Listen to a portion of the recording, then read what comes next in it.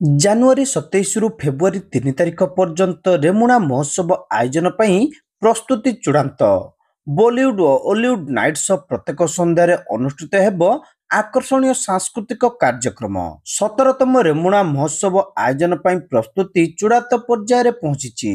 ପ୍ରତ୍ୟେକ ବର୍ଷ ଭଳି ଏହି ମହୋତ୍ସବକୁ ସର୍ବାଙ୍ଗ ସୁନ୍ଦର କରିବା ପାଇଁ ସମସ୍ତ ପ୍ରକାରର ଉଦ୍ୟମ ଜାରି ରହିଥିବା ଉତ୍ସବ କମିଟି ପକ୍ଷରୁ ଆୟୋଜିତ ଏକ ସାମ୍ବାଦିକ ସମ୍ମିଳନୀରେ କର୍ମକର୍ତ୍ତାମାନେ ପ୍ରକାଶ କରିଛନ୍ତି। ରେମୁଣା ମହୋତ୍ସବ ପଡ଼ିଆରେ ଆୟୋଜିତ ଏହି ସାମ୍ବାଦିକ ସମ୍ମିଳନୀରେ କମିଟିର ଅଧ୍ୟକ୍ଷ ପୂର୍ବତନ ବିଧାୟକ ପ୍ରଦୀପ୍ତ ପଣ୍ଡା, ସଭାପତି ବିଶ୍ୱମ୍ବର ପଟ୍ଟନାୟକ, ସମ୍ପାଦକ ସନ୍ତୋଷ ରଣା, ମୁଖପତ୍ର ସମ୍ପାଦକ ଡକ୍ଟର ଭାଗବତ ପ୍ରସାଦ ଦାସ ପ୍ରମୁଖ ଯୋଗଦେଇ ଆସନ୍ତା 27 ତାରିଖରୁ ଫେବୃଆରୀ 3 ତାରିଖ ପର୍ଯ୍ୟନ୍ତ ହେବାକୁ ଥିବା ମହୋତ୍ସବର ରୂପରେଖ ସମ୍ପର୍କରେ ଆଲୋକପାତ କରିଥିଲେ।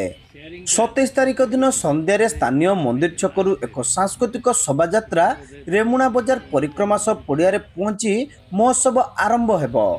8 ଦିନ ଧରି ଚାଲିବାକୁ ଥିବା ଏହି ମହୋତ୍ସବରେ ରାମଦୋଳି, ମାରୁତି ସର୍କସ, ମୀନା ବଜାର ପ୍ରଭୃତି ସହିତ ବିଭିନ୍ନ ବ୍ୟବସାୟିକ ସଂସ୍ଥାକୁ ମିଶାଇ ପ୍ରାୟ 300ରୁ ଉର୍ଦ୍ଧ୍ୱ ଷ୍ଟଲ୍ ଖୋଲାଯିବ ବୋଲି କର୍ମକର୍ତ୍ତାମାନେ ସୂଚନା ଦେଇଛନ୍ତି। ପୂର୍ବରୁ ଅଡିସନ ମାଧ୍ୟମରେ ଚୟନ ହୋଇଥିବା ସ୍ଥାନୀୟ ଅଞ୍ଚଳର ପ୍ରତିଭାବାନ କଳାକାରମାନେ ପ୍ରତ୍ୟେକ ସନ୍ଧ୍ୟାରେ ସାଂସ୍କୃତିକ କାର୍ଯ୍ୟକ୍ରମ ପରିବେଷଣ କରିବେ। ଏଥିସହିତ 28 ତାରିଖରେ ଭୁବନେଶ୍ୱରର କୌଶିକ ଏଣ୍ଡ ଟ୍ରୁପ୍, 29 ତାରିଖରେ ଭୁବନେଶ୍ୱରର ଶିଳ୍ପିକା ଗ୍ରୁପର ନୃତ୍ୟ, 30 ତାରିଖରେ ଏଟ୍ରାକ୍ସନ ମେଲୋଡି, 31 ତାରିଖରେ ରାଜ୍ୟ ସରକାରଙ୍କର ସଂସ୍କୃତି ବିଭାଗ ପ୍ରେରିତ ନୃତ୍ୟ ପ୍ରତିଭା କାର୍ଯ୍ୟକ୍ରମ ପରିବେଷଣ ସହିତ ପ୍ରସିଦ୍ଧ ସମ୍ବଲପୁରୀ ଗାୟକ ମଣ୍ଟୁ ଛୁରିଆଙ୍କ ସଙ୍ଗୀତ କାର୍ଯ୍ୟକ୍ରମ ରହିଛି। ସେହିପରି 1 ତାରିଖ ଦିନ ଭୁବନେଶ୍ୱରର shining star dance group studio ନୃତ୍ୟ ପରିବେଷଣ କରିବେ।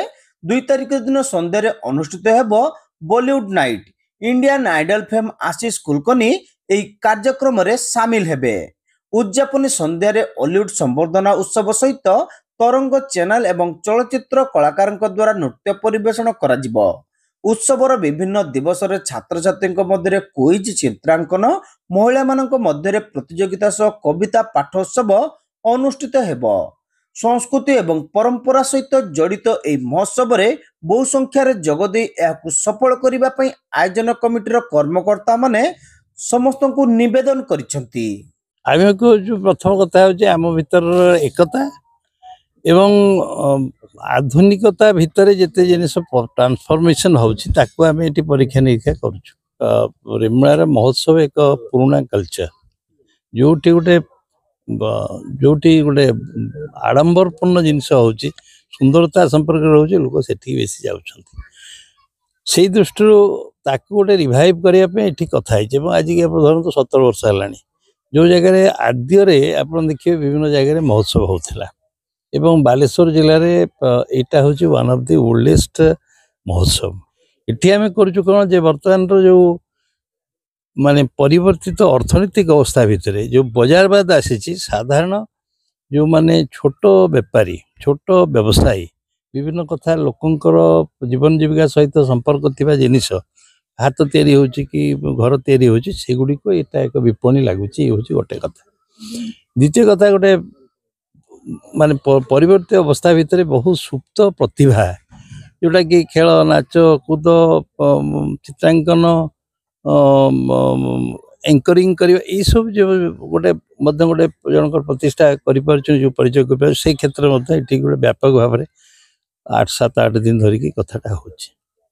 ଏବଂ ସର୍ବୋପରି ଏଠି ଆପଣ ଜାଣିଛନ୍ତି ସବୁ କମ୍ୟୁନିଟି, ସବୁ ଧର୍ମ, ସବୁ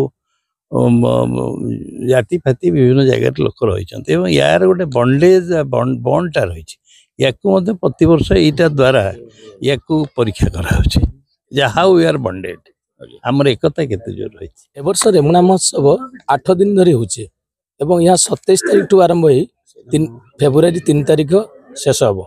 ଏବଂ 27 ତାରିଖରେ ରେମୁଣା ଆମ ମନ୍ଦିର ଛକ ଠାରୁ ବର୍ଣ୍ଣାଢ୍ୟ ଶୋଭାଯାତ୍ରା ଆରମ୍ଭ ହେବ। ଏହି ଶୋଭାଯାତ୍ରାରେ ପୁରୀର ସାଇଜାତ, ସୁନ୍ଦରଗଡ଼ର ନାଚ ଏବଂ ସ୍କୁଲ, କଲେଜ ଏବଂ ଆଦିବାସୀ ନାଚ, ଟୋଟାଲ ବର୍ଣ୍ଣାଢ୍ୟ ପରିବେଶ ନେଇ ଆମ ମନ୍ଦିର ଛକରୁ ବାହାରି ରେମୁଣା ଆମ ମହୋତ୍ସବ ଫିଲ୍ଡରେ ପହଞ୍ଚିବ ଏବଂ ସେଇଦିନ ମଧ୍ୟ ଆମର ଉଦ୍ଘାଟନ ହେଇଯିବ। ମହୋତ୍ସବ ଫିଲ୍ଡରେ ମହୋତ୍ସବ ଉଦ୍ଘାଟନ ହେବ ତଥା ଆମର 28 ତାରିଖ ଦିନ ସନ୍ଧ୍ୟାରେ ଆମର ଯେ ସନ୍ଧ୍ୟାର ପ୍ରୋଗ୍ରାମ ଅଛି ଅଡିସନ ପିଲାମାନଙ୍କ ଦ୍ୱାରା ନାଚ ଗୀତର ଇଏ ହବ ଏବଂ ପ୍ରାଇମ ଟାଇମରେ କୌଶିକ ଏଣ୍ଡ ଗ୍ରୁପ ଭୁବନେଶ୍ୱର ତାଙ୍କର ମେଲୋଡି ପ୍ରୋଗ୍ରାମ କରିବେ ଏବଂ 29 ତାରିଖ ଦିନ ମଧ୍ୟ ଆମର ଶିଳ୍ପିକା ଡ୍ୟାନ୍ସ ଗ୍ରୁପ ଭୁବନେଶ୍ୱର ତାଙ୍କର ନାଚ ଗୀତର ପରିବେଷଣ କରିବେ ଏବଂ 30 ତାରିଖ ଦିନ ପ୍ରାଇମ ଟାଇମରେ ଆମର ଆଟ୍ରାକ୍ସନ ମେଲୋଡି ଚନ୍ଦ୍ର ଅଛି ଏବଂ 31 ତାରିଖ ଦିନ ସନ୍ଧ୍ୟାରେ ଆମର ଗଭର୍ଣ୍ଣମେଣ୍ଟ ଅଫ ଓଡ଼ିଶାରେ ନୃତ୍ୟ ପ୍ରତିଭାର ପ୍ରୋଗ୍ରାମ ଅଛି ଏବଂ ତା ଛଡ଼ା ସମ୍ବଲପୁର ମଣ୍ଟୁ ଛୁରିଆ ତାଙ୍କର ପରିବେଷଣ ମଧ୍ୟ କରିବେ 1 ତାରିଖ ଦିନ ସନ୍ଧ୍ୟାରେ ସାଇନିଂ ଷ୍ଟାର ଆମର ଭୁବନେଶ୍ୱର ଡ୍ୟାନ୍ସ ଗ୍ରୁପ ମଧ୍ୟ ଆସୁଛନ୍ତି ଏବଂ 2 ତାରିଖ ଦିନ ବଲିଉଡରୁ ଆମର ଆଶିଷ କୁଲକର୍ଣ୍ଣୀ ଯିଏକି ଇଣ୍ଡିଆନ୍ ଆଇଡଲର ସିଙ୍ଗର ସେ ମଧ୍ୟ ତାଙ୍କର ପରିବେଷଣ କରିବେ ଏବଂ 3 ତାରିଖ ଦିନ ଅଲିଉଡ ଆୱାର୍ଡ ଯିଏକି ତରଙ୍ଗ ଆଉ ଫିଲ୍ମର ଆର୍ଟିଷ୍ଟ ମାନଙ୍କୁ ନେଇ ସ୍ୱତନ୍ତ୍ର 40-50 ଆର୍ଟିଷ୍ଟଙ୍କୁ ନେଇ ଆମର ପ୍ରୋଗ୍ରାମ ହେବ ଏବଂ ଏହା ଏକ ଗୋଟେ ବଲିଉଡ ଆଉ ଅଲିଉଡ ଦୁଇଟା ମହାମିଳନ ଏ ରେମୁଣା ମହୋତ୍ସବରେ ହିଁ ଆପଣମାନେ ଦେଖିପାରିବେ। ଆଞ୍ଚଳିକ ପ୍ରତିଭାମାନଙ୍କୁ ଆମର ଯେ ଅଡିସନ ପିଲାମାନେ ଆମର 200 ଅଡିସନ ପିଲା ଥିଲେ ସେମାନଙ୍କୁ କିଛି କାର୍ଡ ଛାଟ କରିକି ଆମେ 100 ଜଣ ରଖିଛୁ। ସେମାନେ ସନ୍ଧ୍ୟାରେ ତାଙ୍କର ଯେଉଁମାନେ ପରଫର୍ମାନ୍ସ କରିପାରିବେ ଏଠି ମହୋତ୍ସବ ଆମ ଷ୍ଟେଜରେ ସେମାନେ କରିପାରିବେ। ଏ ବର୍ଷ ମୀନା ବଜାରର ଦୋଳି ତଥା ଆମର ଚଟପଟି ଖାଦ୍ୟ ଆମର ଠୁଙ୍କା ପୁରୀ ମଧ୍ୟ ଆସୁଛି। ତା ଛଡ଼ା ଇଏ ମୀନା ବଜାର ଦୋକାନ ମିନିମମ୍ 300 ପାଖାପାଖି ତାଙ୍କର ଛୋଟ ବଡ଼ ଦୋକାନ ଆଉ ଷ୍ଟଲ୍ ବି ଆମର ଲାଗିଛି 100 ଷ୍ଟଲ୍ ପାଖାପାଖି ହେଇଛି ଆଉ ବହୁତ କୋଠି ଏରକୁ ଭଲ ଭଲ ଛୋଟ ଛୋଟ ମାରୁତି ସର୍କସ ଏଭଳି ଭାବରେ ସବୁ ଆମ ଏଇ ଗୋଟିଏ ମଞ୍ଚରେ ଗୋଟିଏ ଫିଲ୍ଡରେ ଆପଣମାନେ ଦେଖିପାରିବେ। ମୁଁ ଆପଣମାନଙ୍କୁ ଏତିକି ଅନୁରୋଧ କରୁଛି ବାଲେଶ୍ୱରବାସୀ ଏବଂ ଆମର ତଥା ଯେତିକି ସାମ୍ବାଦିକ ବନ୍ଧୁ ଆମକୁ ଟିକେ ସାହାଯ୍ୟ କଲେ କିଭଳି ପ୍ରଚାର ହେଇପାରିବ।